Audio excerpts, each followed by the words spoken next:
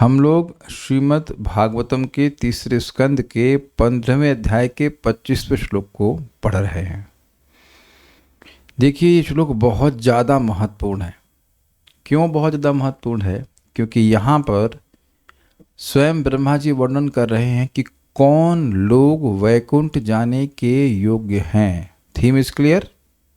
कौन लोग वैकुंठ जाने के योग्य हैं, क्योंकि अभी 2 श्लोकों में पिछले वो बता चुके हैं कि कौन लोग वैकुंठ नहीं जा सकते हैं। एक थे जो बिल्कुल अधार्मिक हैं और दूसरा धर्म का आचरण कर रहे हैं, तत्व के विषय में सुन रहे हैं लेकिन भगवान की आराधना नहीं कर रहे हैं। देखिए, इस बात को प्रथम स्कंद के दूसरे अध्याय के 6ठे श्लोक में बोला गया है। 6ठे में नहीं बोला, आगे दूसरे अध्याय में बोला गया है। धर्म स्वनुष्ठितः पुंसाम विश्वक्सेन कथासु यः नोत्पादयेद यदि रतिम श्रम एव ही केवलम। व्यक्ति जगत में वर्णाश्रम के नियमों का पालन कर रहा है, अपने कर्तव्यों का पालन बड़ी अच्छी से कर रहा है। कैसे किया? उसने सुना कि भाई तुमको ये नियम पालन करना चाहिए, ब्राह्मण हो, क्षत्रिय हो, वैश्य हो, शूद्र जो भी है। धर्म सुअनुष्ठितस्य पुंसाम, मनुष्यों के द्वारा धर्म अच्छी तरह से जो संपादित किया जाता है। विश्वक से न कथा सुय नोत्पाते यदि रतिम, अगर वह भगवान विश्वक्सेन, जिनका विश्वक अर्थात पूरे विश्व में जिनका सेन अर्थात आज्ञा व्याप्त है, ऐसे भगवान विष्णु के कथा सुनने में अगर रुचि उत्पन्न नहीं कर रहा है वह धर्म, तो श्रम एवं ही केवलम, वह श्रम ही हुआ। तो बड़ा इंपॉर्टेंट बात है। क्यों? आज के श्लोक से स्पष्ट समझ में आ रहा है कि जो लोग भगवान की कथा सुनते हैं, आपस में उस कथा को सुनने के कारण उनमें दिव्य उन्माद उत्पन्न होने लगता है, भाव उत्पन्न होने लगता है, तो ऐसे लोग भगवान के पास जाने के योग्य हैं। तब अब आप लोग ये मत सोचिएगा कि अभी हमारे मन में भाव उत्पन्न नहीं हो रहे हैं तो हम नहीं जा पाएंगे। बात ये नहीं है। कथा सुनने से ही भगवान में इस प्रकार का प्रेम जागृत होता है, ये कहा जा रहा है। तो धर्म संपादित कर रहा है, लेकिन अगर भगवान की कथा में रुचि नहीं है तो व्यर्थ गया, क्योंकि कथा ही वैकुंठ को लेके आएगी। जैसे हमने 24 और 23 में सुना था कि जो कुकथा है, जो भगवान से इतर वार्ता है, वह व्यक्ति को जबरदस्ती नरक भेज देती है। उसी प्रकार से पॉजिटिव सेंस में जो भगवान की कथा है वह भगवान की भक्ति को लेके आती है और वह भगवान के धाम भेज देती है साधक को। क्या ये समझने में कोई कठिनाई है? कोई कठिनाई तो मेरे ख्याल से नहीं होगी। जब भगवान से इतर वार्ता में सामर्थ्य है कि जबरदस्ती व्यक्ति के पुण्य को खींचकर आत्मसारा और शिपंती उसको फेंक देती है नरक में, तो भगवान की कथा में पॉजिटिव वे में क्या शक्ति नहीं हो सकती है? वह है ही। भगवान की कथा में शक्ति है, श्रीमद् भागवत में शक्ति है कि महान पुण्य प्रदान करके जीव को वैकुंठ भेज दे, किसी को भी। जैसे कुकथा किसी को भी नरक भेज सकती है, ध्यान से सुनिएगा, ऐसे ही भगवान की कथा किसी को भी वैकुंठ भेज सकती है। मैं नहीं विश्वास कर सकता कि ये जो मैं जो बोल रहा हूं वो किसी एक भी व्यक्ति को समझ में ना आ रहा हो। कोई ऐसा व्यक्ति हो सकता है यहाँ पे? इतनी बात समझने में तो कोई कठिनाई है नहीं कि भगवान की कथा के द्वारा वैकुंठ की प्राप्ति हो जाएगी।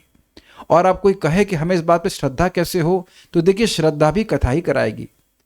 अगर जितनी बार आप कथा सुनेंगे उतना ये विश्वास बढ़ता जाएगा कि नहीं, ये कथा के द्वारा ही मुझे भगवान की प्राप्ति होगी। बहुत सिंपल। आप देखिए ना, इस जगत में जब हम किसी के बारे में बात करने लगते हैं तो उसके प्रति फीलिंग्स आने लगती है। नेगेटिव बात करेंगे तो नेगेटिव फीलिंग, पॉजिटिव बात करेंगे तो पॉजिटिव फीलिंग। सिंपल। इसमें कोई कॉम्प्लिकेटेड बात तो नहीं है। तो ये भगवान की कथा का बहुत बड़ा महत्व है। एक बात और भक्त यहां सब लोग ध्यान रखिएगा कि भगवान की कथा को छोड़ करके नाम जप नहीं करना है। Be very careful about this. नाम जप कीजिए लेकिन कथा भी श्रवण कीजिए, क्योंकि भगवान की कथा सुनने से व्यक्ति के को संबंध ज्ञान का अनुभव होता है। पहली बात ये, भगवान के ऐश्वर्य का बोध होता है और वह नाम को अपराध से रहित होकर कर पाता है। नाम अपराध से रहित होकर करेंगे तब भगवत प्रेम प्राप्त होता है। निरपराधे नाम लैया पावे प्रेम धन। तो दोनों का बहुत बड़ा महत्व है। गौरांग प्रभु बड़ा सुंदर समझाते हैं कि जैसे एक ट्रेन है तो ट्रेन दोनों पट्टियों पर चलती है। Do you agree?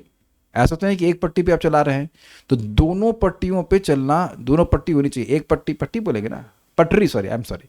एक पटरी है भगवान की कथा, यानी कि दिव्य कथा, दिव्य ज्ञान, और दूसरी है भगवान का नाम, भगवान का दिव्य नाम, भगवान का नाम उच्चारण। दोनों चीज़ें चलती हैं तो व्यक्ति की भक्ति बढ़ती है। आप स्वयं श्रीमंत चैतन्य महाप्रभु के आचरण से देख सकते हैं कैसे महाप्रभु कथा भी करते हैं और नाम जप, नाम संकीर्तन भी करते हैं।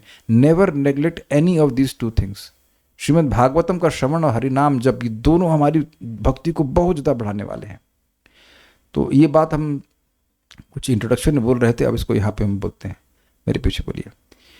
यच्च व्रजन्त निमिषा ऋषभानुवृत्त्या दूरे यमाहि परिणः स्पृहणीयशीलाः। यच्च व्रजन्त निमिषा ऋषभानुवृत्त्या दूरे यमायुपरिणः स्पृहणीयशीलः।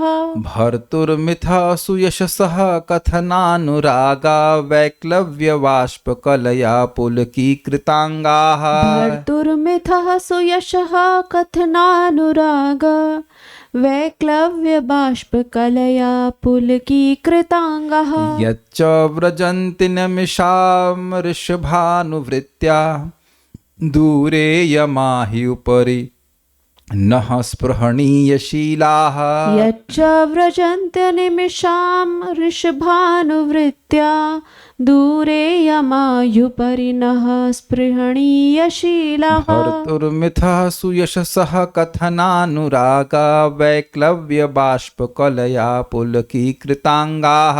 भर्तुर्मिथः सुयशसः कथनानुरागा वैक्लव्यबाष्पकलया पुलकीकृताङ्गाः। बोलिए। यच्च व्रजन्त्यनिमिषां ऋषभानुवृत्त्या दूरे यमायुपरि नः स्पृहणीयशीलः। यच्च व्रजन्त्यनिमिषां ऋषभानुवृत्त्या दूरे यमाहि उपरि नः स्पृहणीयशीलाः। भर्तुर्मिथः सुयशसः कथनानुरागा वैक्लव्यबाष्पकलया पुलकीकृताङ्गाः। भर्तुर्मिथः सुयशसः कथनानुरागा वैक्लव्यबाष्पकलया पुलकीकृताङ्गाः। अर्थ देखिएगा कितने सुंदर सुंदर अर्थ इसमें दिए गए हैं, बड़ा मुझे अच्छा लगा था। थोड़ा सा क्लास हो सकता है कि 8 के ऊपर चला जाए। Let's see how much we can do. आनंद भाव में जिन व्यक्तियों के शारीरिक लक्षण परिवर्तित होते हैं और जो भगवान की महिमा का श्रवण करने पर गहरी गहरी सांस लेने लगते हैं तथा प्रस्वेदित हो उठते हैं, प्रस्वेदित मतलब पसीना आने लगता है, वे भगवत धाम को जाते हैं, भले ही वे ध्यान तथा अन्य अनुष्ठानों की तनिक भी परवाह न करते हों। भगवत धाम भौतिक ब्रह्मांडों के ऊपर है और ब्रह्मा तथा अन्य देवतागण तक इसकी इच्छा करते हैं। तो अब आप लोग कहेंगे अरे हमको पसीना तो नहीं आ रहा, प्रभु जी आपको पसीना नहीं आ रहा पसीना तो नहीं आ रहा। देखिए, समझने का प्रयास कीजिए, ये भक्ति की उच्चतर अवस्था का वर्णन है, भावस्तर या भावस्तरी कहा जाए, जिसमें इस प्रकार के अष्ट सात्विक विकार उत्पन्न होने लगते हैं। इसको ज़बरदस्ती नहीं उत्पन्न किया जाता है कि अच्छा पसीना निकालना है कथा के समय तो पंखा बंद कर देते हैं या कुछ अपना स्टीमर में बैठ जाते हैं, ऐसा कुछ नहीं है। ये बात यहाँ समझ लीजिए कि इन सारे सिम्टम्स को हमें ज़बरदस्ती नहीं प्रस्तुत करना है। इसका ये ऐसे हुआ कि मान लीजिए कोई स्त्री है, उसको बच्चा नहीं है और वो कपड़े के अंदर तकिया बांध दे और जगत में हल्ला हो जाए कि भाई तो गर्भवती हो गई हैं, तो क्या उसका गर्भ कभी प्रकट होने वाला है? ऐसा कभी नहीं हो सकता। भगवान की भक्ति करने से भक्त्या संजात या भक्ति करने से भक्ति उत्पन्न होती है और उस प्रकार के सिम्टम अपने आप व्यक्ति के हृदय में प्रकट होते रहते हैं, प्रकट होने लगते हैं, इसलिए अलग से प्रयास करने की जरूरत नहीं है। अब हम लोग पढ़ते हैं इसके अन्वय को। देखिए, अनिमिषाम देवताओं में। अब प्रश्न हो कि अनिमिषाम का मतलब देवता क्यों? क्योंकि देवता ऐसे आंखें ब्लिंक नहीं करते हैं, इसलिए उनको देवता कहते हैं। देवताओं में ऋषभानुवृत्त्या, ऋषभ का मतलब होता है सर्वश्रेष्ठ और अनुवृत्ति स्पष्ट है। अनुवृत्ति मतलब अनुसरण करना, पीछे चलना, बेसिकली भगवान की सेवा करना, श्रवण कीर्तन स्मरण पूजन आदि सब करना, भगवान के पीछे लगे रहना, अगर ऐसा कहा क्या यार तुम श्रवण कीर्तन, ये तो आप लोगों ने निंदा सुनी हुई होगी अपनों की, तुम तो भगवान के पीछे ही लगे हो, है ना। तो अनुवृत्ति मतलब भगवान के पीछे लगे रहना।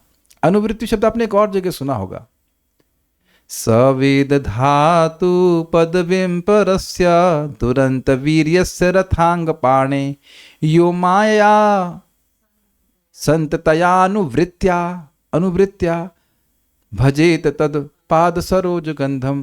तो वही व्यक्ति भगवान की पदवी को समझ सकता है, जगत के विधाता हैं, जो यो अमाया बिना माया के संततया निरंतर और अनुवृत्ति भगवान को प्रसन्न करने की भावना से भजन करता रहता है, तो वही अनुसरण का अर्थ है।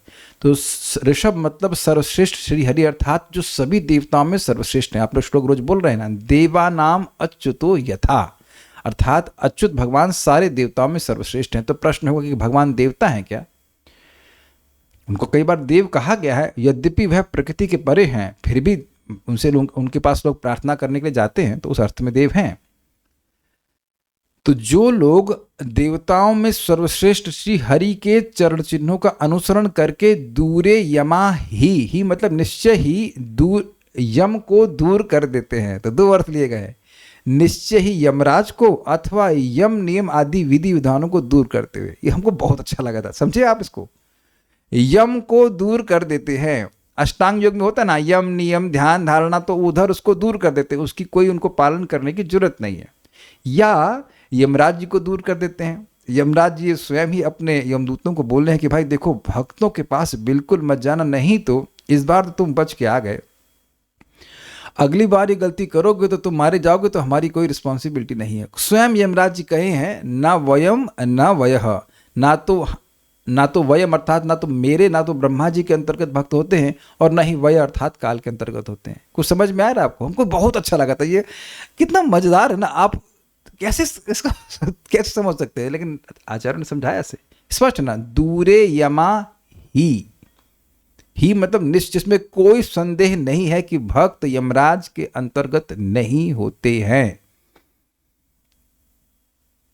वैसे इंटरेस्टिंग है कि ये कथा कौन सुन रहा है? विदुर जी सुन रहे हैं, जो स्वयं यमराज जी के अवतार हैं।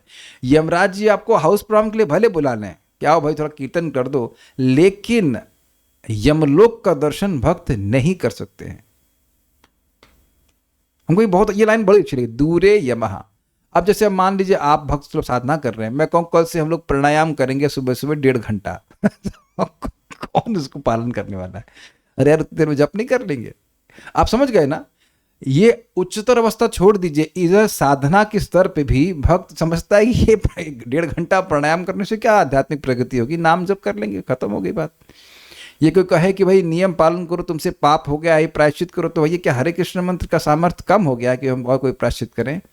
तो आप देख रहे हैं कि साधना की अवस्था में ही हम लोग यम नियम त्याग दिए। हमारा यम नियम वही जो भक्ति का ही है, बस उतना ही है कि 16 माला जप करना है, 4 नियमों का पालन करना, बस यही सब ही से। बिल्कुल इसमें संदेह नहीं करना चाहिए कि ऐसा हो जाता है। ये कि यमराज के बाहर चले जाना बहुत बड़ी बात है मनुष्यों के लिए विशेषकर। अब उसके बाद कह रहे हैं स्पृहणीय शीलाः, वांछनीय सद्गुण से युक्त वे। ये स्पृहणीय शीला शब्द जो है ये भक्तों का ही विशेषण है। स्पृहणीय मतलब जिसकी स्पृहा की जाए, और शील का मतलब होता है सद्गुण, सुंदर स्वभाव।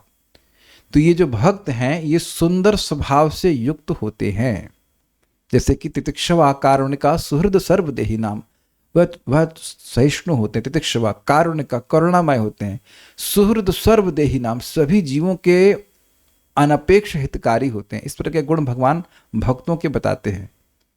देखिए स्पृहणीय शीला का मतलब है कि देवताओं के द्वारा भी वैसे गुण जो भक्तों के होते हैं वो वांछित होते हैं, देवताओं में भी वैसे गुण नहीं प्राप्त होते। आपको आश्चर्य करेगा, करे देवताओं में वो गुण कैसे नहीं हो सकते हैं? देखिए इस बात को 11वें स्कंद में कहा गया है, देवः कर्म सचिव। देवता जो हैं वह कर्म के सचिव हैं, वह कर्मानुसार व्यक्ति को सुख या दुख भी प्रदान करते हैं। लेकिन वास्तविक भक्त किसी को दुख प्रदान नहीं करते। आप सुन ही रहे ना कि वो आज दिल्ली में, कल आया था दिल्ली में भूकंप आया था, तो कोई भक्त तो नहीं लेके आया ना, कोई देवता ही लेके आया ना। तो देवता तो कभी दुख दे भी सकते हैं और कभी सुख, प्रायः सुख देते हैं, लेकिन कभी कभी दुख भी देते हैं।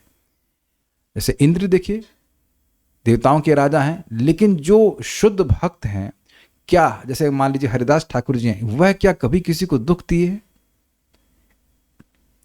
तो ये बड़ी सुंदर बात है कि देवताओं के लिए भी प्रिय है। अब इसमें श्लोक तो आ ही जाएगा, तो हम पहले ही बोलते रहे कि यस्यास्ति भक्तिर भगवती अकिंचना सर्वैर गुणैस्तत्र समासते सुरा हराव भक्त सुकुतो महद गुणा मनोरथेना सतिधावतो भई।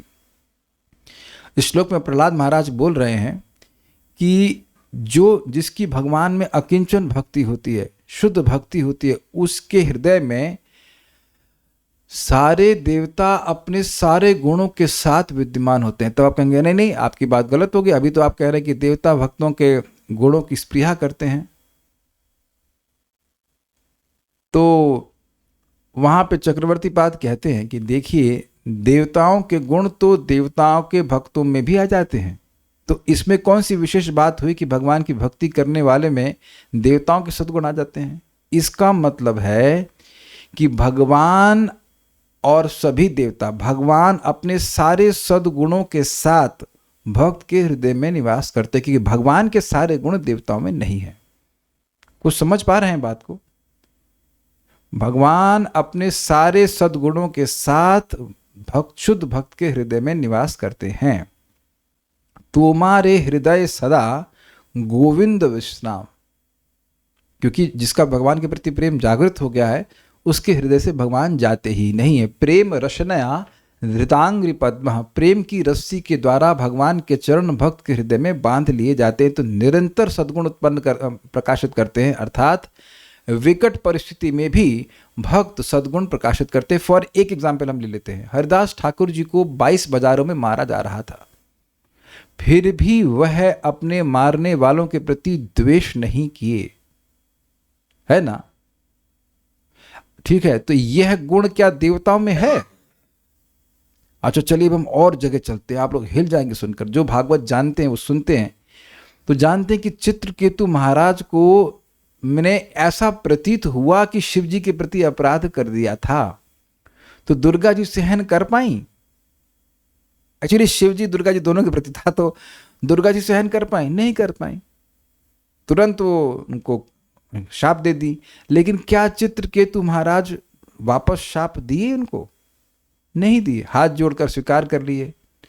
तो अब वो गुण सहिष्णुता का था, इस एटलीस्ट लीला में देखा जाए तो दुर्गा जी में भी नहीं है। और वहां प्रभुपाद जी समझाते हैं कि चित्रकेतु महाराज ने इस प्रकार से उनके शाप को सहर्ष स्वीकार करके दुर्गा जी को भी हरा दिया। बड़ी जबरदस्त बात है, दुर्गा जी को भी हरा दिया, ये बात है। अद्भुत भक्त है चित्रकेतु महाराज, मतलब एग्जाम्पल दे रहा हूं। तो ऐसे जो उनके सद्गुण हैं वह देवताओं के द्वारा भी वांछनीय है। वे ऐसे लोग भर्तुर, अपने पालक, अपने स्वामी श्री हरि के सुयशसः, मतलब सुमंगल लीला गुण के, ये लाल हो गया लीला गुण, ये लीला गुण संस्कृत में नहीं है, वो जस्ट मिस्टेक है मेरे से हाईलाइट करने के अर्थ में। सुयशसः जो सुंदर यश है, सुमंगल लीला गुण के, मिथ, मिथ मतलब परस्पर आपस में, कथनानुराग वैक्लव्य बाष्प कलया, कथन उपकथन यानी परस्पर बात करने के द्वारा उनका अनुराग उत्पन्न होता है।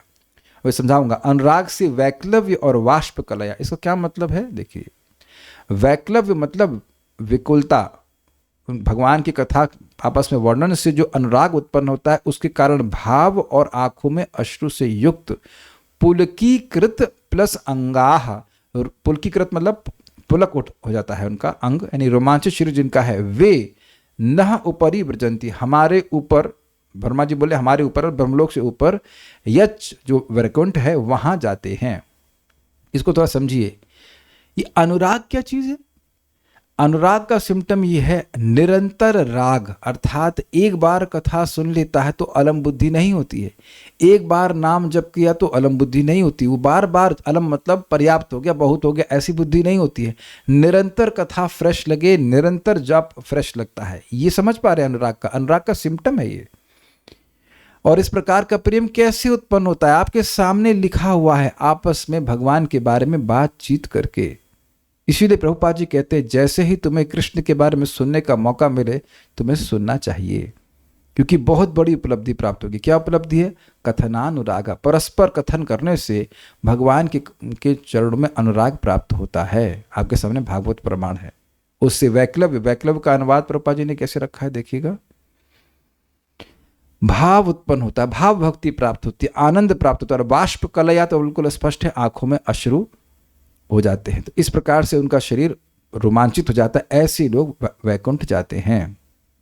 यच्च, जहां यच्च व्रज, जिस वैकुंठ में जाते हैं, कौन जाते हैं? अनिमिषाम ऋषभानुवृत्त्या, देवताओं में जो सर्वश्रेष्ठ श्री हरि हैं उनकी अनुवृत्ति के द्वारा, तृतीय व्यक्ति है, अनुवृत्ति यानी भक्ति के द्वारा, अनुसरण करने के द्वारा, दूरे यमा, जो निश्चित रूप से यम को दूर करते हैं अपने से, या यम नियमों को दूर कर देते हैं, दोनों बातें हैं। ही उपरिनः, ये एक और भी अर्थ है। ऊपर ही ना का मतलब है कि हमारे ऊपर जो वैकुंठ है वहां जाते हैं। यह दूसरा अर्थ है कि ये भक्त हमारे ऊपर स्थित है। क्यों? क्योंकि नह स्पृहणीय शीला, क्योंकि हम जिस गुणों की स्पृहा करते हैं वह उन गुणों से युक्त हैं। कुछ कैच किया आपने? नह ऊपरी, हमारे ऊपर, तो दो अर्थ है। न ऊपरी मतलब हमारे ऊपर कौन है? वैकुंठ है। तो न ऊपरी जो विशेषण है ये वैकुंठ का भी हो सकता है, या न ऊपरी भक्तों का भी हो सकता है कि ये भक्त हमारे ऊपर है, क्योंकि इनके सद्गुणों की स्पृहा हम करते हैं। कुछ समझ रहे हैं बात? अच्छा, एक और पाठ है जिसमें कहा है दूरे अहम, मतलब ये जो भक्त हैं इनका मिथ्या अहंकार नष्ट हो गया है। ये दूरे यमा की जगह है दूरे अहम, दूरे अहम ही उपरि न स्पृहणीय शीला। अगर ऐसा पाठ होगा तो वहां अर्थ हो कि भगवान की भक्ति करके जिनका अहंकार, मिथ्या अहंकार दूर हो गया है, खाली ये भावना है कि मैं कृष्ण का सेवक हूं, ऐसे व्यक्ति वैकुंठ के जाते हैं। ये भी अर्थ है। और इसी कारण से वो हमसे ऊपर हैं। क्यों? क्योंकि हम में यह अभिमान है कि हम देवता हैं, लेकिन इनमें यह अभिमान ऐसा नहीं है। ये इनका यही मान है, यही मानते हैं कि हम ये श्री कृष्ण के दासों के दास। कुछ समझ में आई ये बात? ओके। करते क्या है? कहते हैं भर्तु, अपने स्वामी, अपने पालक श्री कृष्ण के मिथ परस्पर आपस में आकर के सुयश कथनानुरागा, उनके सुंदर यश को, उनके जीवों का मंगल करने वाले लीला कथा के कथन से, यानी बोलने से, अनुराग वैक्लव्य वाष्प कलया पुलकी कृतांगा, उनके हृदय में अनुराग उत्पन्न होता है। पहली चीज भाव से पहले कुछ नहीं आने वाला, भाव भक्ति। उसके बाद वैक्लव्य, क्षमा कीजिए, हाँ ना, ठीक है, अनुराग मतलब प्रेम, वैक्लव्य भी मतलब ये था ना, अनुराग का मतलब प्रेम, वैक्लव्य मतलब विकलता होना चाहिए, हाँ। और बाष्प कलया, उनकी आंखों में आंसू आ रहा है, और पुलकीकृत अंग, उनके अंग पुलकीकृत अर्थात रोमांचित हो रहे हैं। लेकिन मैं फिर रिपीट कर रहा हूं, not to be imitated at home. कहीं कहीं लिखा रहता है ना किसी वीडियो में कि देख करके अनुकरण नहीं करना। इससे पहले हम आगे चले जाएं, एक लीला बता देते हैं आपको। हरिदास ठाकुर जी शुद्ध भक्त हैं, तो एक सपेरा था, वह कुछ बीन पे कुछ बजा रहा था, और उसको सुन करके उनको कृष्ण का स्मरण आ गया, तो उनके शरीर में अष्ट सात्विक विकार आने लगे। तो वह रुक गया, वो समझ गया कि तो महान भक्त हैं। तो उसको देख करके एक ब्राह्मण, अन्य लोग भी सम्मान देने लगे। तो एक ब्राह्मण वहां पे आया और उसने कहा अगर मैं भी ऐसे ड्रामा करता हूं तो मुझे भी लोग सम्मान करेंगे। तो उसने फिर वो बीन बजा रहा था, तो वो ऐसे ही बिल्कुल मतलब कुछ अपना सिम्टम प्रस्तुत करने लगे झूठे। तो दिया उसने लात मारना शुरू किया, खूब लात मारा उसको। तो वो जो बीन बजाने वाला था सपेरा, उसने खूब लात मारी, क्योंकि समझ गया कि झूठा है ये। तो इस तरह का आडंबर व्यक्ति को करने की जरूरत नहीं। इसकी भी टीका, बातें टीका में आएंगी। कह रहे हैं श्लोक is for representative purposes only. What do you mean by this? If you have the capacity to chat, don't use it for disturbance. This is offense in Bhagavatam class.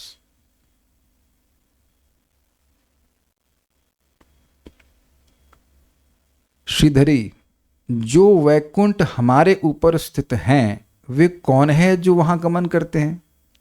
इन लोगों को पता है कि वैकुंठ क्या होता है, लेकिन कह रहे हैं कि हमारे ऊपर वो कहाँ कौन जाता है.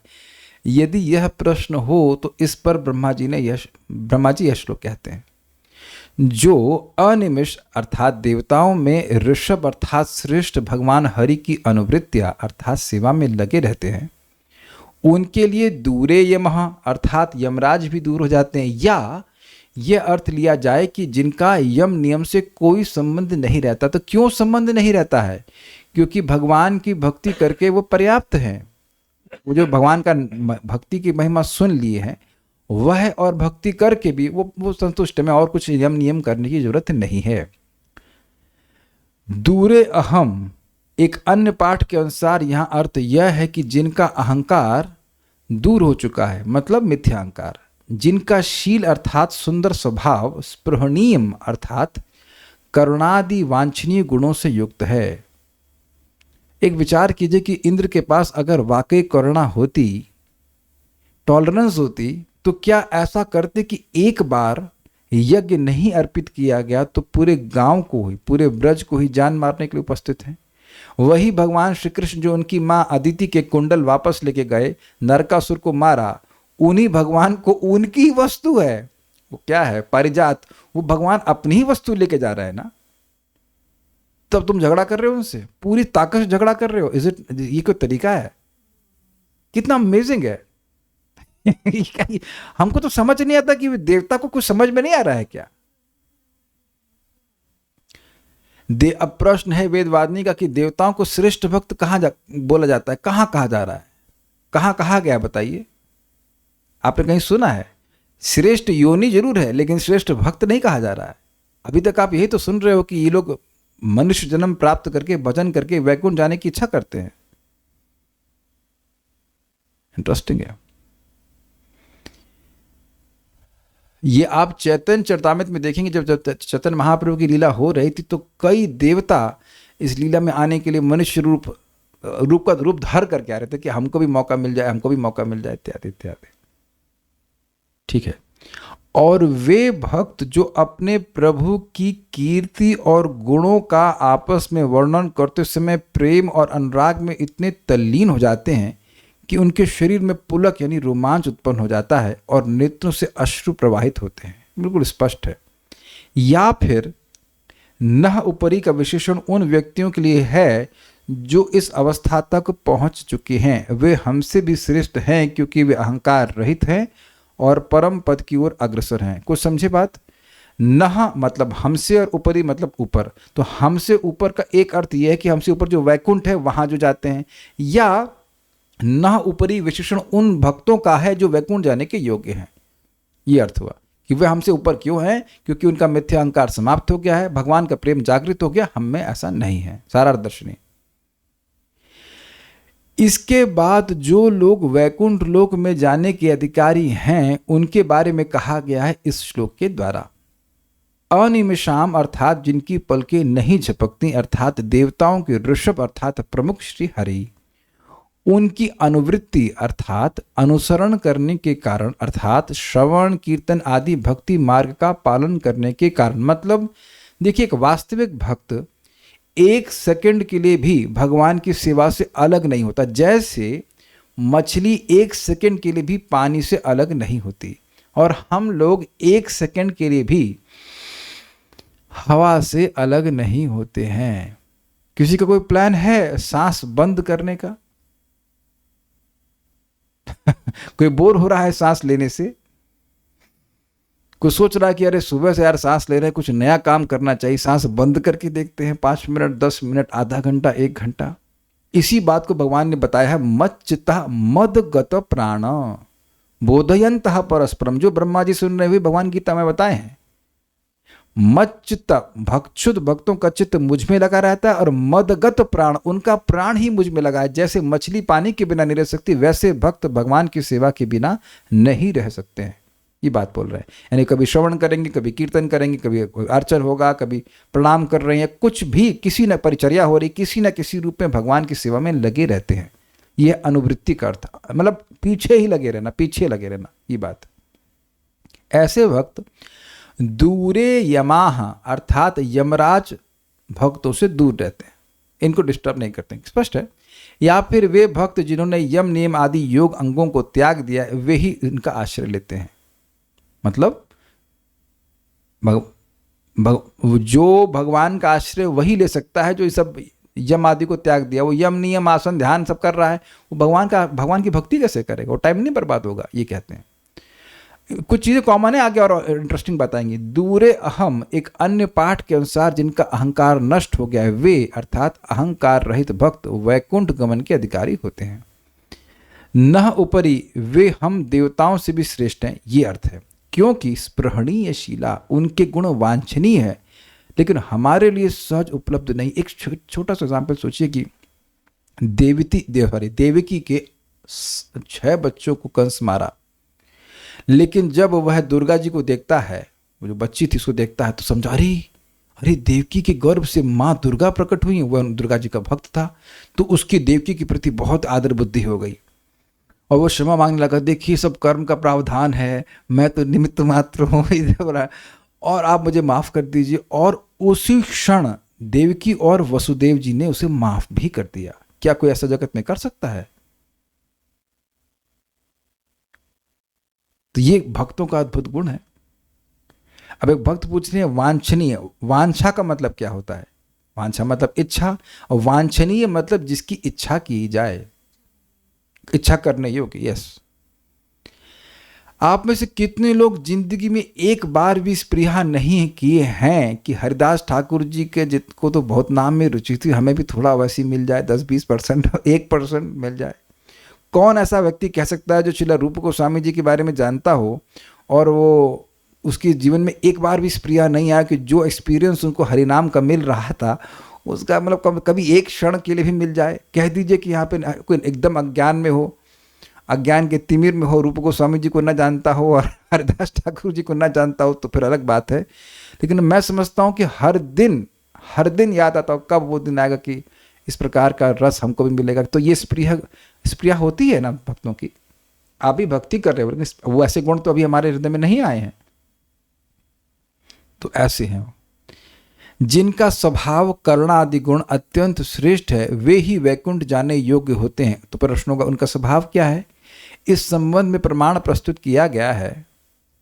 भर्तुः मिथा, वे भक्त जो परस्पर प्रेम के कारण अपने प्रभु के गुणों का वर्णन करते हैं और उसमें अत्यधिक रस का अनुभव करते हैं, अर्थात वे परस्पर बैठकर भगवान के सुयश अर्थात कीर्तन में ऐसा अनुराग प्रकट करते हैं कि इसके कारण वे भाव विह्वल हो जाते हैं, उनकी आंखों से आंसू बहने लगते हैं और शरीर पुलकित हो उठता है।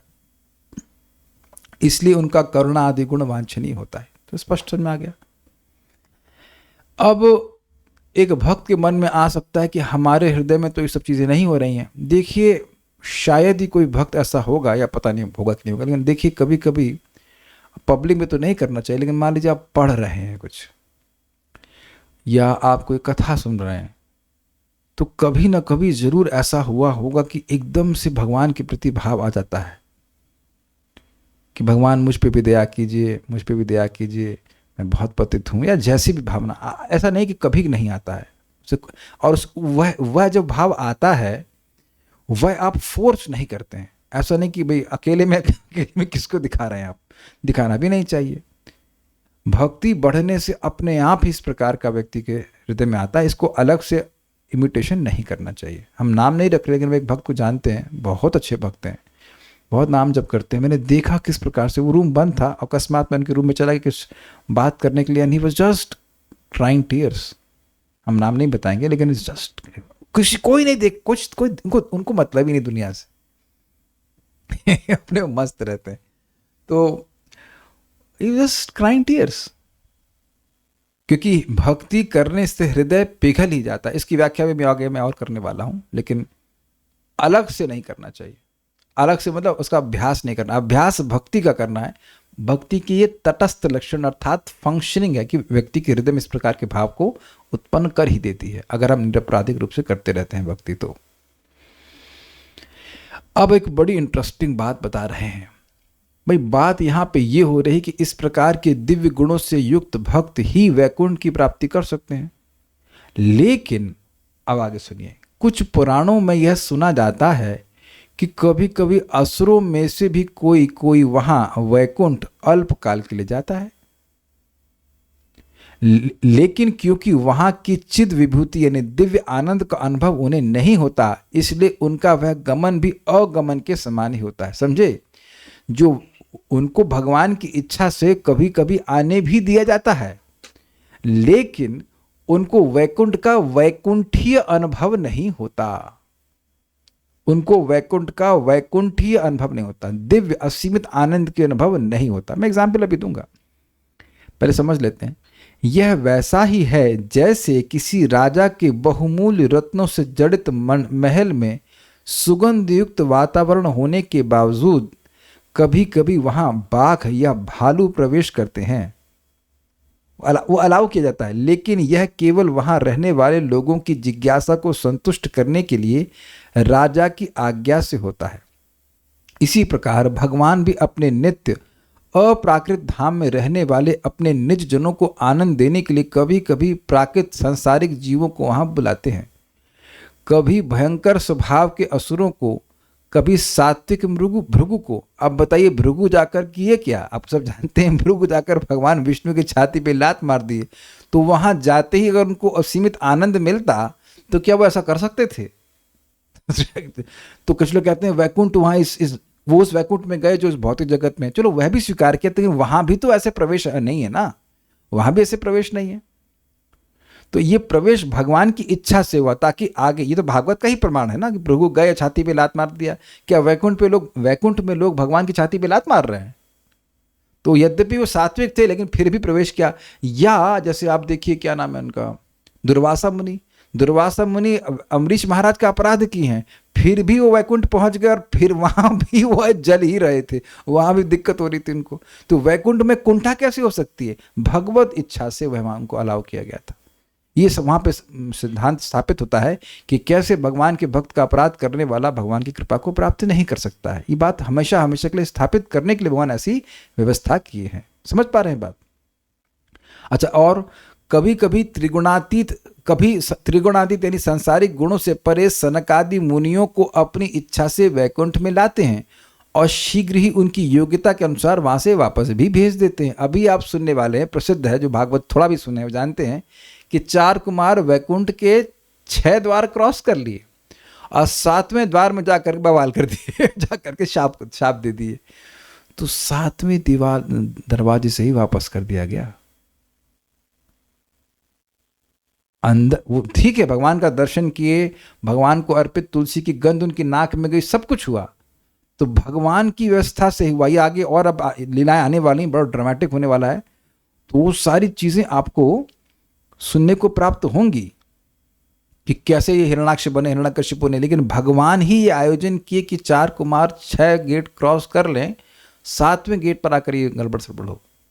लेकिन क्योंकि उस समय तक एटलीस्ट वह शुद्ध भक्त नहीं थे, उसके बाद भगवान की तुलसी जो उनके चरणों में अर्पित थी, उसकी गंध उनकी नाक में जाती है तो सारा ब्रह्मवाद भूल जाते हैं, भगवान के प्रति आकृष्ट हो जाते हैं, शुद्ध भक्त बन जाते हैं। ऐसा वर्णन आप आगे सुनने वाले हैं। लेकिन उस समय तक शुद्ध भक्ति का अवस्था प्राप्त नहीं थी, ब्रह्मवादी थे उस समय तक, इस कारण से वैकुंठ में प्रवेश नहीं मिला। सबको समझ में आ रहा है? ठीक है। लेकिन जो भक्त अपने एकमात्र भक्ति साधना के कारण सिद्ध हो चुके होते हैं, उन्हें भगवान अपने पार्षदों द्वारा विमानों में वैकुंठ लाते हैं और वहां उन्हें सदा के लिए निवास प्रदान करते हैं। ये मेरा बहुत बड़ा डाउट यहाँ पे क्लियर हुआ, क्योंकि मैं सोच रहा था कि वैकुंठ जाके तो कोई वापस आता नहीं है, तो ये 4 कुमार वापस कैसे आ गए? कि ये तो कोई, अब ये कैसे वापस आ गए?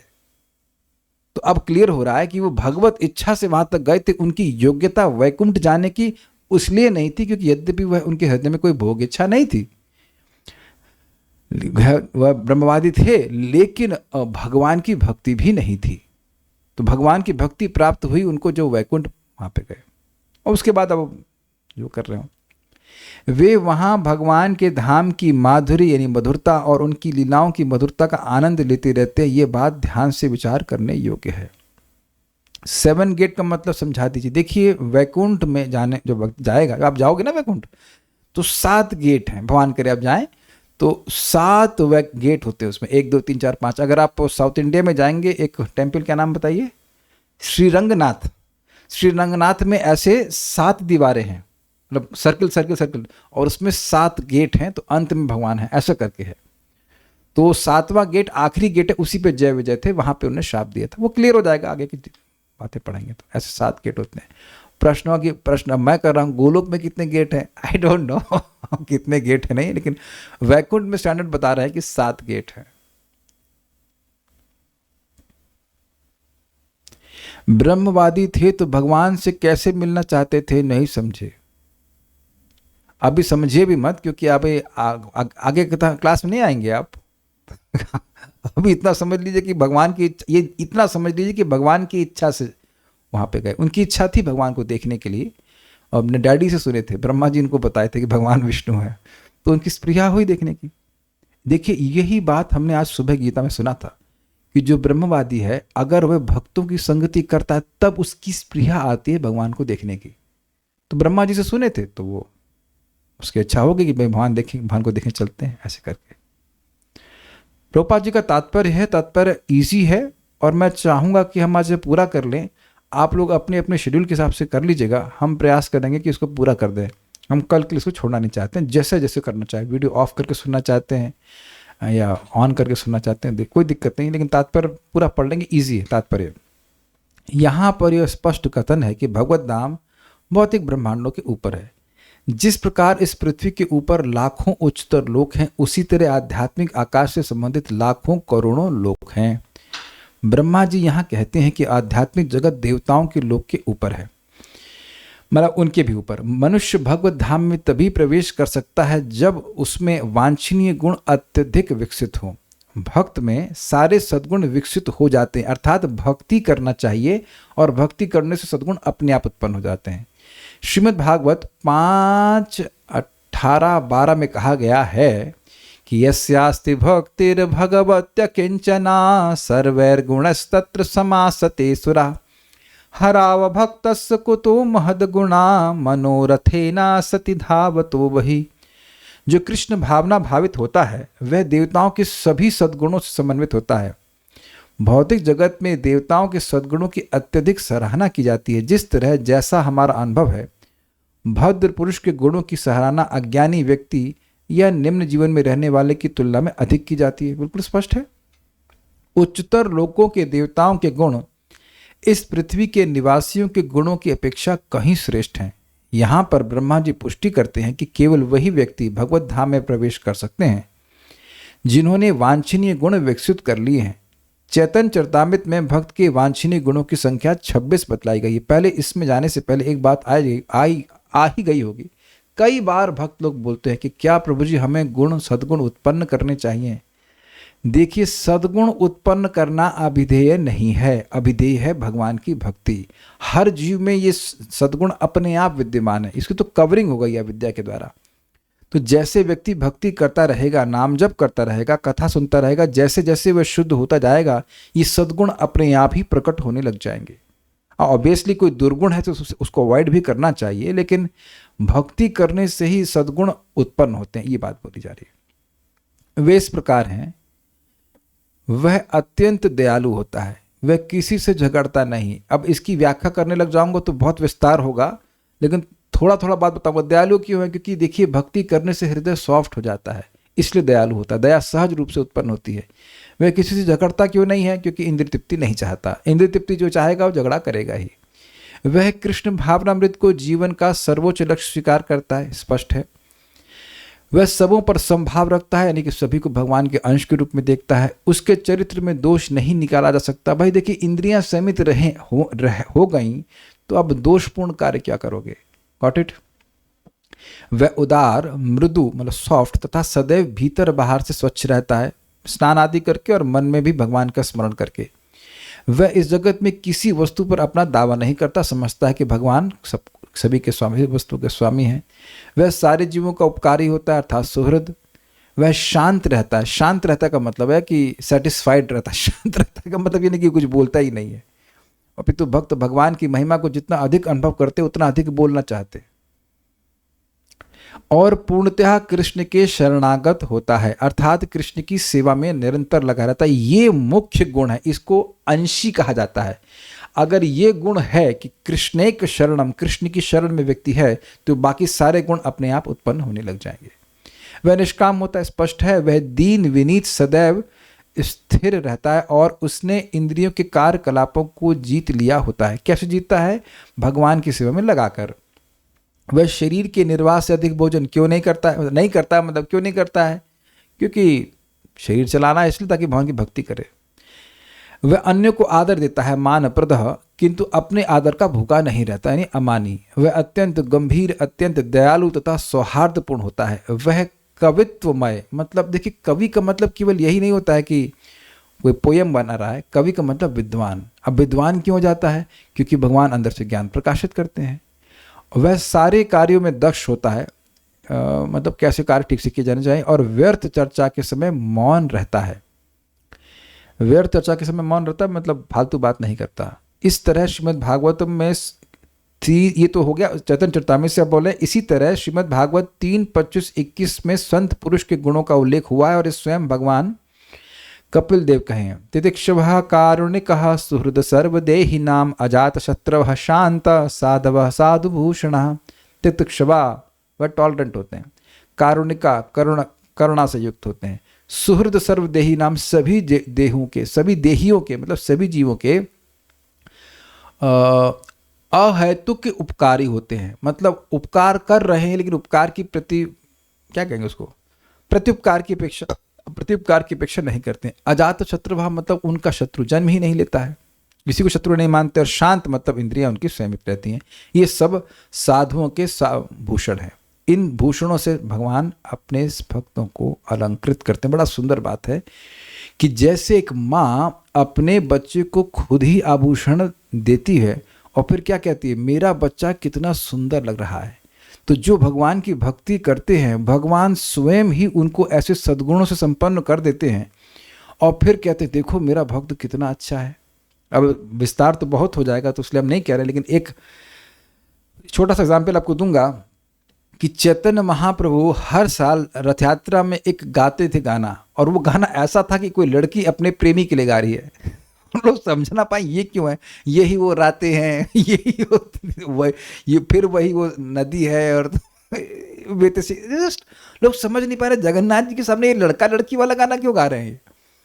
तो एक साल रूप गोस्वामी भी थे और वह उसको सुनते हैं, फिर वह लिखते हैं उसके अनुसार एक श्लोक को, कहते हैं मैं वही राधा हूँ, ये वही यमुना का तट है। ऐसे करके पूरा भाव जो अंतरंग भाव था वह प्रकाशित कर दिए और उसको लिख करके जो उनकी झोपड़ी थी उसमें खोस दिए। झोपड़ी समझते हो, फूस होती है, उसमें खोस दिए।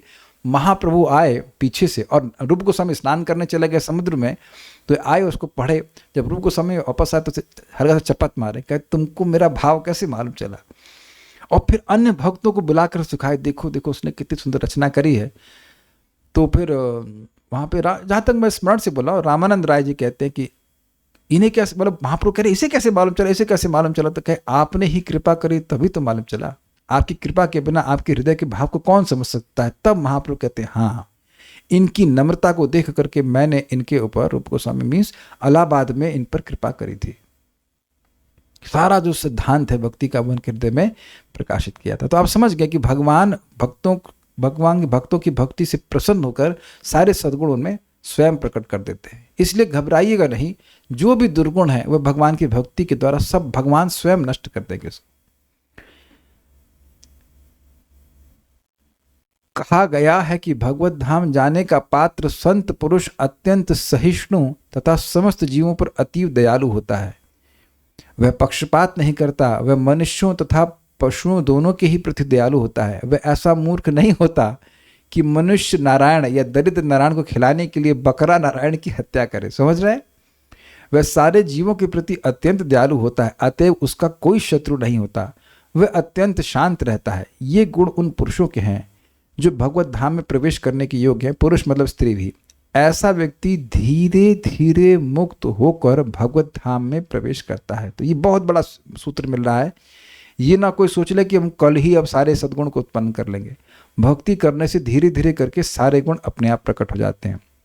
इस बात की पुष्टि भागवत 5.5.2 में की गई है। ये बहुत सुंदर श्लोक है। मेरे पीछे बोलिए भाई, आप पता नहीं आप में कितने लोगों को, हम बहुत अच्छा श्लोक है, बट मेरा वन ऑफ द फेवरेट है। ये 5वां अध्याय तो बहुत अच्छा है, मुझे लगता है। महत्सेवां द्वारमाहुर्विमुक्तेस्तमो द्वारम योषितां संगी संगम।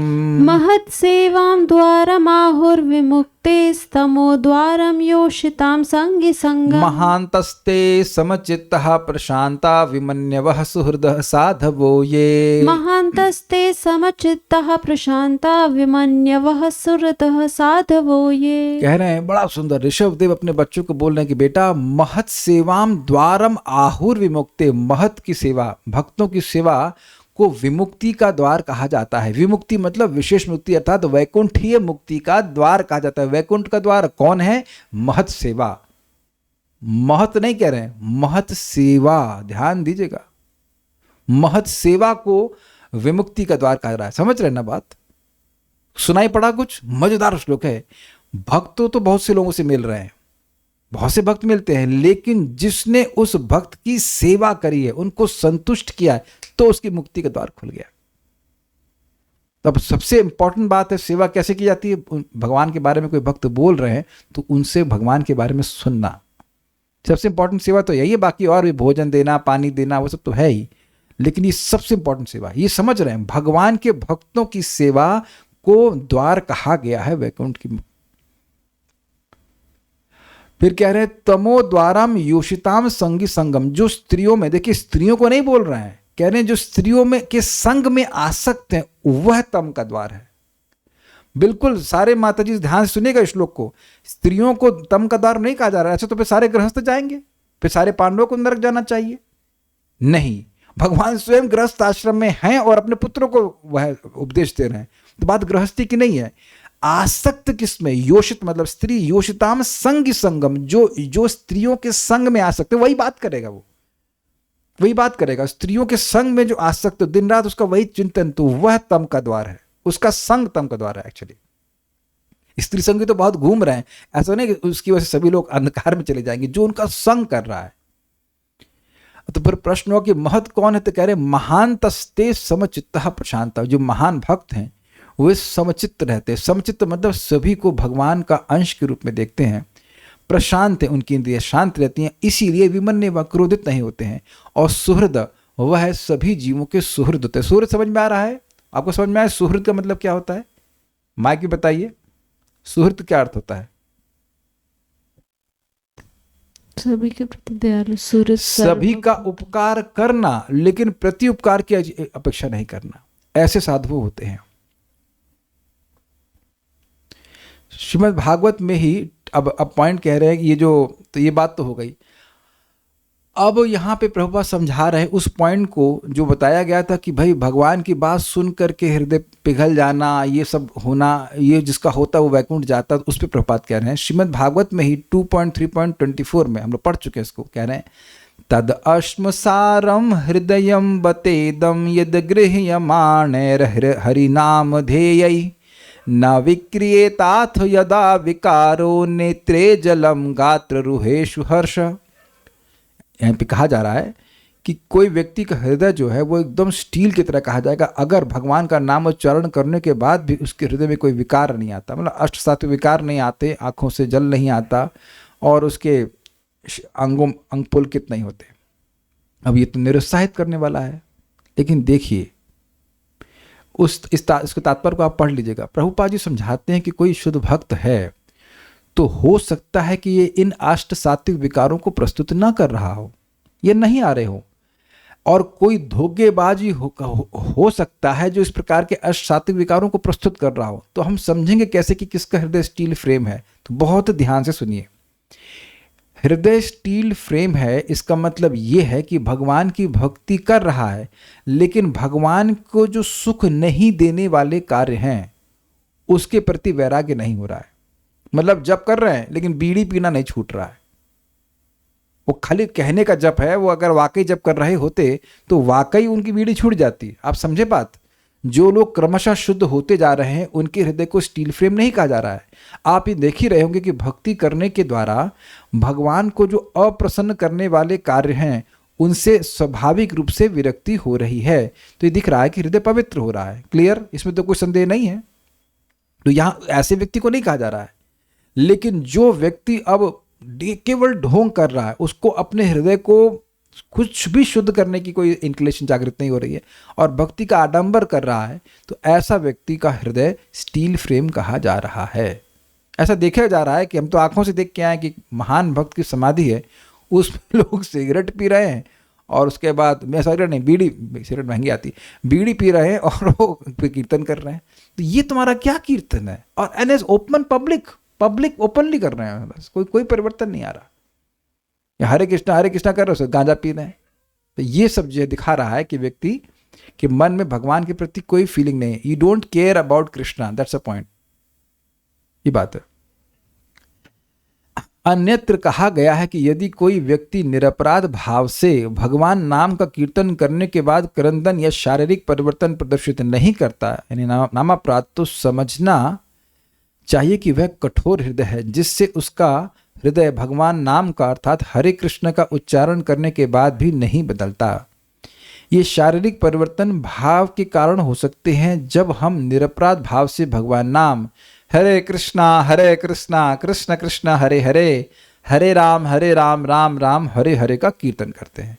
तो इसीलिए व्यक्ति को अपराध से रहित होकर के नाम उच्चारण करने का प्रयास करना चाहिए। एटलीस्ट नामाभास के लेवल पे रहना चाहिए। यहाँ पर ध्यान रखना होगा कि हमें 10 अपराधों से बचना चाहिए। तो अब अपराधों के बारे में बताएंगे तो उसमें मुझे व्याख्या करने की जरूरत नहीं है। पहला अपराध है उन लोगों की बुराई करना जो अपने जीवन में भगवान की महिमा का प्रसार करना चाहते हैं। स्पष्ट है। अब इससे बड़ा कल्याण का कार्य क्या करेगा व्यक्ति? लोगों को परम पुरुष की महिमा समझने में शिक्षित किया जाना चाहिए। अतः जो भक्तगण भगवान की महिमा का प्रचार करने में लगे रहते हैं उनकी बुराई कभी भी नहीं करनी चाहिए, चाहे वो बड़ा हो चाहे छोटा। चाहे व्यक्ति किसी एक व्यक्ति को प्रीचिंग कर रहा है, चाहे वो 10,000 को कर रहा है, दोनों में ही एक कॉमन इच्छा क्या है? भगवान के यश का विस्तार करना चाहता है। उसकी बुराई नहीं कर रहे, यही देखो। या फिर उसमें जाति वाली भावना रखे। हम बहुत व्याख्या नहीं कर रहे, वैष्णव अपराध के बारे में जानते हैं। ये सबसे भारी अपराध है। इसके अतिरिक्त विष्णु का पवित्र नाम सबसे अधिक शुभ यानी मंगलमय नाम है और उनकी लीलाएं भी उनके पवित्र नाम से अभिन्न हैं। ऐसे अनेक मूर्ख हैं जो ये कहते हैं कि चाहे कोई हरे कृष्ण का कीर्तन करे, चाहे काली, दुर्गा या शिव के नामों का कीर्तन करे, क्योंकि ये सभी समान हैं। यदि कोई यह सोचता है कि पूर्ण पुरुषोत्तम भगवान का नाम तथा देवताओं के नाम एवं कार्यकलाप एक समान है, या यदि कोई व्यक्ति विष्णु के पवित्र नाम को भौतिक ध्वनि मानता है, तो यह भी एक अपराध है। क्लियर हो गया? दूसरा अपराध तो स्पष्ट है, it's not a material vibration. तीसरा अपराध है भगवान की महिमा का प्रसार करने वाले गुरु को सामान्य मनुष्य समझना। मतलब वो कुछ आज्ञा दे रहे हैं, अरे क्या जानते हैं, गुरु है तो क्या कपाल पे चढ़ेंगे इस तरह की भावना लोग करते हैं। नहीं। चौथा अपराध है वैदिक ग्रंथों को यथा पुराणों या अन्य दिव्य शास्त्रों को सामान्य ज्ञान की पुस्तकों के रूप में मानना, यानी कि वैदिक अपराध करना, उसका विश्वास न करना। पांचवा अपराध यह सोचना है कि भक्तों ने भगवान के पवित्र नाम को कृत्रिम महत्ता प्रदान की हुई है। ये बड़ा मजेदार है, ज्यादा महिमा बोल रखी है। अरे भाई, भगवान की महिमा कोई पूरा नहीं बोल सकता है तो ज्यादा कैसे बोलेगा बताइए? ये सोचने वाली बात है। असमूर्त है भगवान, तो इस प्रकार की अरे बस लोगों को नाम बुलवाने के लिए ना ऐसा बोल देते हैं, ऐसा कहते हैं। असली तथ्य तो यह है कि भगवान अपने नाम से अभिन्न है। सर्वोच्च आध्यात्मिक अनुभूति तो भगवान नाम का कीर्तन हरे कृष्णा कृष्ण कृष्ण हरे हरे, हरे राम राम राम हरे हरे है, जो इस युग के लिए संस्तुत है। मैं एक बहुत इंपॉर्टेंट बात बोलूँगा जो प्रभुपाद कहते हैं, मैं इस पर कहना चाहता हूँ। सर्वोच्च आध्यात्मिक अनुभूति, प्रभुपाद बड़ा मजेदार कहते हैं आप मंदिर काहे जाते हो? मंदिर जाते हैं इसलिए ताकि भगवान की अनुभूति हो, है ना? भगवान की अनुभूति केवल देख कर ही होगी, सुनकर नहीं होगी। क्या सुनना कोई एक्सपीरियंस नहीं है? माइंड ब्लोइंग स्टेटमेंट्स है भाई साहब ये। क्या सुनना कोई एक्सपीरियंस नहीं है? क्या सुनना कोई अनुभव नहीं है? अरे दुनिया में सबसे ज्यादा दुख तो आपको सुन के ही मिला होगा, अग्रीड? देख के उतना नहीं मिला होगा जितना लोगों ने सुना सुना के दुख दिया होगा। तो जितना व्यक्ति का आग्रह है भगवान को देखने में है, यानी भगवान का अनुभव देख कर करने में है, उसी प्रकार से उसका आग्रह भगवान को सुनकर करने में भी होना चाहिए, क्योंकि सुनना भी अनुभव होता है और सुनना ज्यादा बड़ा अनुभव होता है। उम्मीद है कि आप समझ गए होंगे। छठा अपराध है भगवान के पवित्र नाम पर किसी प्रकार की व्याख्या करना, मतलब अपनी मनगढ़ंत व्याख्या। सातवां अपराध है भगवान नाम के कीर्तन के बल पर पाप करना। अरे यार मार दो 4-5 लोग, कोई दिक्कत नहीं, नाम बोल देना, कई जन्मों के पाप नष्ट हो जाएंगे। यह ज्ञात है कि मनुष्य एकमात्र भगवान नाम का कीर्तन करने से समस्त पापों से मुक्त किया जा सकता है, किंतु इसलिए यदि कोई यह सोचे कि वह सभी तरह के पाप कर्म करने के लिए स्वतंत्र है तो यह अपराध का लक्षण है। अपराध का मतलब हुआ भगवान के नाम को असंतुष्ट कर रहा है, तो भगवान के नाम की पूर्ण कृपा मिलेगी नहीं एटलीस्ट उस समय तक जब तक वह अपराधी है। यद्यपि नाम प्रभु के पास सामर्थ्य है कृपा करने का, ये ध्यान रखना चाहिए। आठवां अपराध है हरे कृष्ण कीर्तन की समता अन्य आध्यात्मिक कार्यों यथा ध्यान तपस्या यज्ञ से करना। तो आप जानते ही नहीं करना चाहिए, इन्हें किसी भी स्तर पर समान नहीं बतलाया जा सकता। नौवां अपराध है ऐसे व्यक्तियों के समक्ष पवित्र नाम की महत्ता का गुणगान करना जिन्हें उसमें कोई रुचि ना हो। 10वां अपराध है आध्यात्मिक अनुशीलन की प्रक्रिया को करते समय किसी वस्तु का स्वामी होने की भ्रांत धारणा के प्रति अनुरक्ति रखना या शरीर को आत्मा मानना। समझे बात? मतलब भक्ति करना है लेकिन ये घर मेरा है, ये वस्तुएं मेरी, इस तरह की भावना को रखना, यह भी नाम अपराध है। जब मनुष्य भगवान नाम का कीर्तन करते समय इन 10 अपराधों से मुक्त होता है तो उसमें शारीरिक भाव लक्षण उत्पन्न होते हैं जो पुलकाश्रु कहलाते हैं। बिल्कुल स्पष्ट है। पुलक का अर्थ है सुख का लक्षण तथा अश्रु का अर्थ है आंखों में आंसू। जिस व्यक्ति ने पवित्र नाम का कीर्तन निरपराध भाव से किया हो उसमें सुख तथा अश्रु के लक्षण प्रकट होने चाहिए। इंटरेस्टिंग बात है, जो सुख के आंसू होते हैं वो ठंडे होते हैं, जो दुख के आंसू होते हैं वो गर्म होते हैं। तो अपने आप व्यक्ति सुख के भाव से, जैसे आप देखेंगे लड़का कभी सेलेक्ट हो जाता है कहीं इंजीनियरिंग में या कहीं पे भी, तो माँ सुख के कारण रोने लगती है, दुखी नहीं हुई है वो। तो यहाँ आध्यात्मिक सुख इतना बढ़ जाता है कि उसकी वजह से आंखों में आंसू आने लगते हैं। ये प्रभा समझा रहे हैं, लेकिन ऑब्वियसली अनुकरण नहीं करना है। इस श्लोक में बतलाया गया है कि जिन लोगों ने भगवान की महिमा के कीर्तन द्वारा सुख तथा अश्रु लक्षण वास्तव में विकसित कर लिए हैं वे भगवत धाम में प्रवेश करने के पात्र हैं। चैतन्य चरितामृत, तो अब आप कहेंगे कि भाई हम नहीं जा सकते क्या? अरे भाई प्रोसेस में तो है ना, प्रोसेस में तो है। नाम जप करते जाइए और हर दिन हम प्रयास करें कि कैसे हम लोग अधिक भगवान के और करीब जा सके नाम जप के द्वारा, भगवान की कथा को सुनने के द्वारा, भगवान का प्रसाद ग्रहण करने के द्वारा। चैतन्य चरितामृत में कहा गया है कि यदि हरे कृष्ण कीर्तन करते समय किसी पुरुष में ये लक्षण विकसित नहीं होते तो समझना चाहिए कि अब भी वह अपराधपूर्ण है। इस संदर्भ में चैतन्य चरितामृत में एक सुंदर उपचार का प्रस्ताव है। आदि लीला 8.31 में कहा गया है कि चैतन्य नित्यानंद नाही ए सब विचार, नाम लाइते प्रेम देना वह अश्रुधार। यदि कोई श्री चैतन्य महाप्रभु की शरण ग्रहण करता है और केवल भगवान नाम हरे कृष्ण का कीर्तन करता है तो वह सारे अपराधों से मुक्त हो जाता है। ये बड़ा सुंदर प्रसंग है और उसमें बताया गया है कि कैसे एक कृष्ण के नाम से ही सारे पाप नष्ट हो जाते हैं और भगवान की प्रेम, भगवान का भाव उत्पन्न होने लग जाता है। तो प्रश्न हो जाएगा कि भाई उसमें लिखा है कि अगर कोई व्यक्ति बार बार नाम बोल रहा है कृष्ण का फिर भी भगवान के प्रति भाव उत्पन्न नहीं हो रहा, इसका मतलब प्रचुर रूप में उसने अपराध किया है। तो समस्या तो बता दी, लेकिन सोल्यूशन क्या है? सोल्यूशन यह है कि चैतन्य महाप्रभु नित्यानंद प्रभु का नाम ले करके, उनका आश्रय लेकर के नाम उच्चारण करे। इसीलिए आप जानते हैं कि हम लोग हरे कृष्ण मंत्र से पहले पंच तत्व मंत्र बोलते हैं, जय श्री कृष्ण चैतन्य प्रभु नित्यानंद श्री अद्वैत गदाधर शिवासदि गौर भक्त वृंद। लेकिन होता क्या है, कोई चीज रोज करो ना तो वो एक रूटीन में आ जाती है। काहे करते हैं पता है आपको? उनसे बी कॉन्शियस, उनसे प्रे करें कि हम इन अपराधों से मुक्त हो। हरिदास ठाकुर जी प्रार्थना कर रहे हैं। क्या हरिदास ठाकुर जी नाम अपराधी हैं? वो प्रार्थना कर रहे हैं कि दश अपराधे ये ना हृदय न पाशे कृपा करी महाप्रभु मजी नाम रसे। ये 10 नाम अपराध हे ना महाप्रभु, ये 10 नाम अपराध मेरे हृदय को ना पकड़े कृपया, और मैं आपके नाम के अमृत में रस में डूबता रहूं, ऐसी कृपा करी, कृपा करूं महाप्रभु मजी नाम रसे। इस प्रकार से महाप्रभु का आश्रय लेना चाहिए कि हमें शक्ति दीजिए कि हम इन अपराधों से बच करके नाम उच्चारण कर सकें।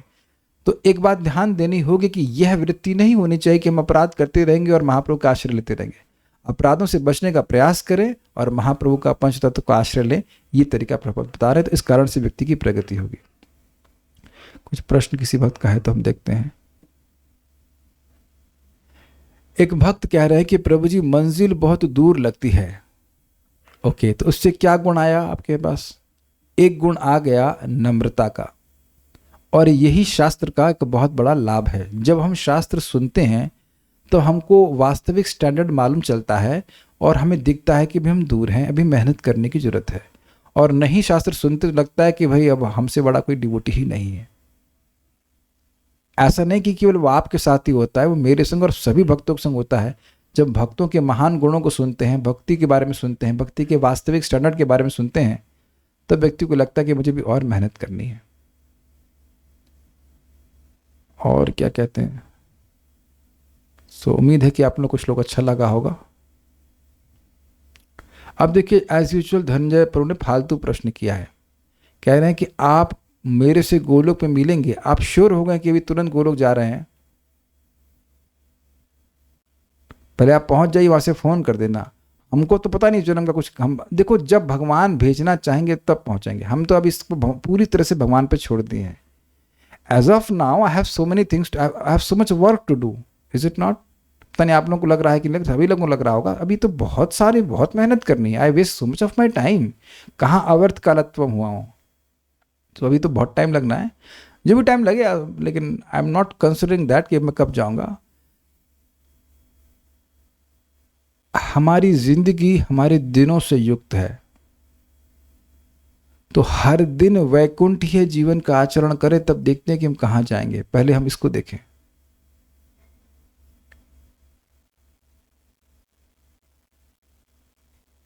जब हृदय में कोई वासना जागृत होने लग जाए, then what I should do?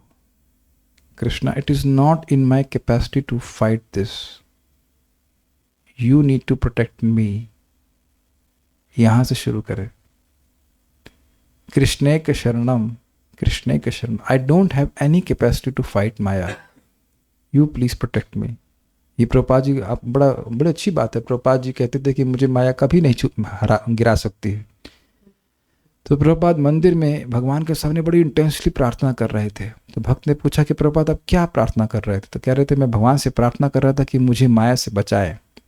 उन्होंने कहा अरे अभी तो आपने तो कहा कि माया को कुछ स्पर्श नहीं कर सकती है। तो कहते हैं इसीलिए नहीं कर सकती है क्योंकि मैं प्रार्थना कर रहा हूं। Per day, every day, how much I am free from Maya, even small things.